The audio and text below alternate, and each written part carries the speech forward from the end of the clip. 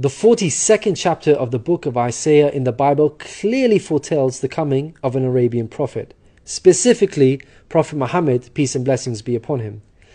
Isaiah describes itself as a prophecy about the future. God states that, "The former things have taken place, and new things I declare." God starts the chapter by drawing our attention to a very special person that he will send. He describes this person as my servant, whom I uphold, my chosen one in whom I delight. At least 3 of the names of the Prophet Muhammad are mentioned: servant, chosen one, and in whom I delight. Isaiah is originally written in Hebrew. Arabic and Hebrew share a lot of common words because they are both Semitic languages. Isaiah uses the Hebrew word ebed for servant. The Arabic word for servant is abd. Prophet Muhammad is known as God's servant. In Arabic, Abdullah. Chosen one is Mustafa in Arabic. This is another of the names of the Prophet Muhammad. The one in whom God delights in shows that this person is beloved to God. Habibullah in Arabic, which means beloved of God, also happens to be one of the Prophet Muhammad's names. In Isaiah, God also reveals the location of this special person. He states, "Let the wilderness and its towns raise their voices. Let the settlements where Kedar lives rejoice." Out of all the nations on earth that God inspired Isaiah to mention, he chose to highlight Kedar's location, so we should pay special attention. Throughout the Bible, Kedar and his sons are linked to Arabia. For example, the book of Ezekiel tells us that Arabia and all the princes of Kedar were your favorite dealers in lambs, rams, and goats. In these they did business with you. In Isaiah, God goes on to narrow the location down further to a specific city within Arabia. He states that the people of Selah should sing for joy. Let them shout from the mountaintops. The place Selah pinpoints the exact location in Arabia. The place being spoken of is the city of Medina in Saudi Arabia, because Selah is the name of a famous mountain in Medina. Medina was the city of the Prophet Muhammad. An important point worth mentioning is that historically we know there was a presence of various Jewish tribes in Medina before the advent of the Prophet Muhammad. Both Jewish historians and Islamic history records this fact. The question then arises, why were there numerous Jewish tribes within Medina?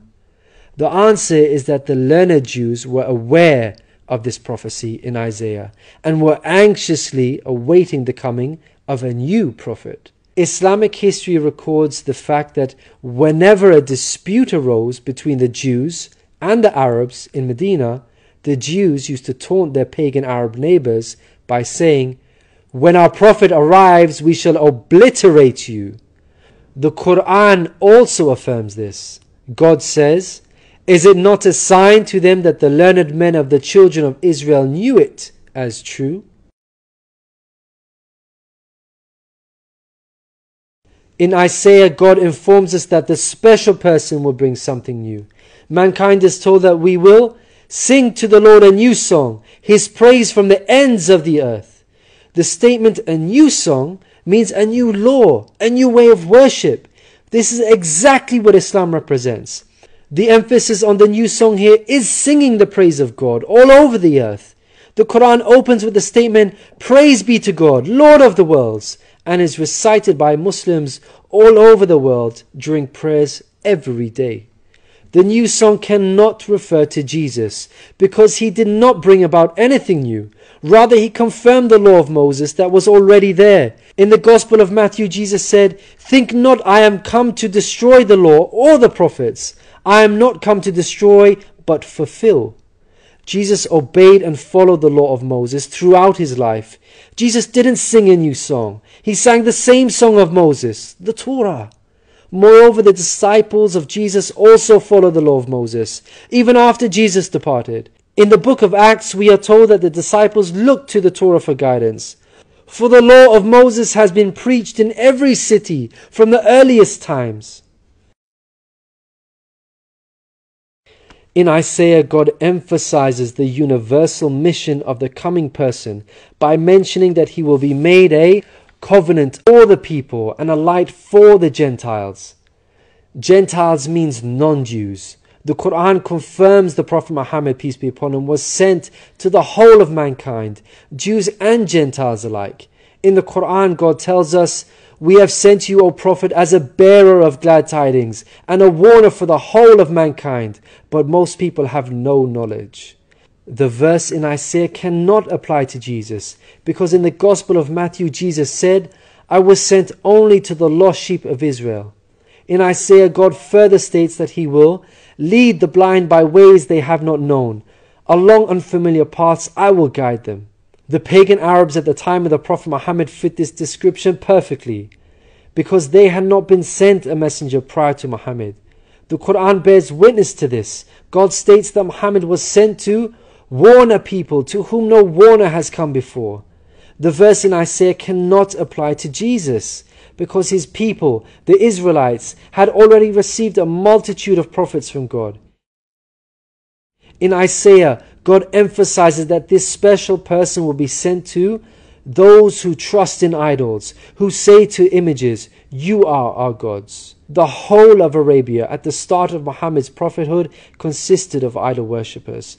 Again, this cannot be a reference to Jesus, because his people, the Israelites, were monotheists and not idol worshippers.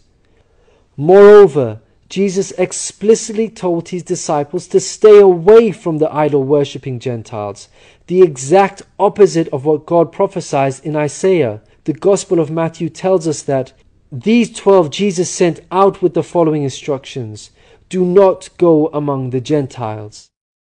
In Isaiah, God states that this special person will be a warrior and will go forth as a mighty man. He shall stir up jealousy like a man of war. He shall cry, yea, roar. He shall prevail against his enemies. Throughout history, God has dealt sternly with those who are sent guidance and persist in disbelief. Prophet Muhammad, peace be upon him, had to engage in many battles with the idol-worshipping enemies of God and ultimately prevailed against them. By comparison, Jesus did not triumph over his enemies. According to Christians, he was crucified by them. Moreover, Jesus wasn't interested in fighting. He was not a man of war. He was a pacifist, according to the Bible. He said such things as, "For all who draw the sword will die by the sword," and "My kingdom is not of this world. If my kingdom were of this world, then would my servants fight." In Isaiah, God gives us a list of momentous achievements for this special person.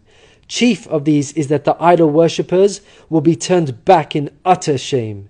Not only did the Prophet Muhammad conquer Mecca, the pagan capital of Arabia, but by the end of his life, in just 23 short years of prophethood, Arabia had shunned idol worship and now worshipped the one true God of Abraham.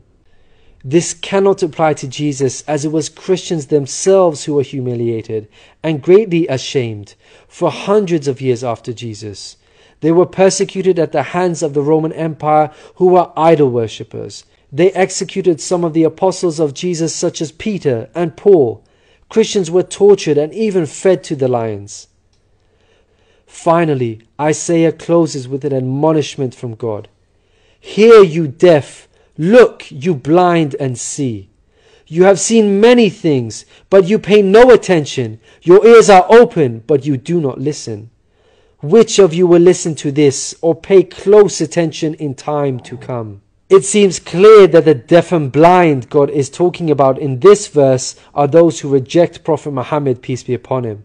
Who among you will heed God by acknowledging him? Who will listen and pay close attention in time to come? الذين يتبعون الرسول النبي الأمي الذي يجدونه مكتوبا عندهم في التوراة والإنجيل يأمرهم بالمعروف